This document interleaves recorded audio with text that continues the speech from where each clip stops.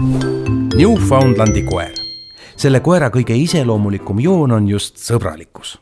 Ta on hell, rahulik ja kannatlik kaaslane. Ta on kõigi uute tuttavatega sõbralik ja soe, ent kui tema pere on ohus, kaitseb ta neid iga hinna eest. Talle meeldib küll mängida, ent ta pole just kõige energilisem tüüp. See aga võib tema treenimise muuta mõnevõrra väljakutsuvaks. Nagu sa juba arvata võisid, saab ta suurepäraselt läbi teiste koerte, loomade, võõraste inimeste ning lastega. Lastele võib aga tema suurus olla esiti hirmutav, aga usu, see hirm kaob kiiresti.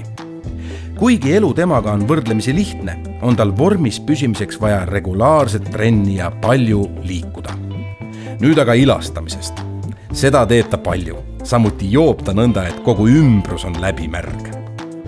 Et aga karv oleks kaunis ja sile, tuleb teda kammida 2 korda nädalas. Muuseas, tal on topeltkasukas, all tihe aluskarv ning peal jämedakoeline pealiskarv. Huvitav teada. Öeldakse, et Newfa on niivõrd tugev, et võib tormavast veest uppuva mehe välja tõmmata. See aga avastati kogemata, kui üks koer kalavõrkude vedamise tööpostilt omavoliliselt lahkust just selleks, et päästa ära uppuv kalamees. Newfoundlandi koer. Hella südamega hiiglane.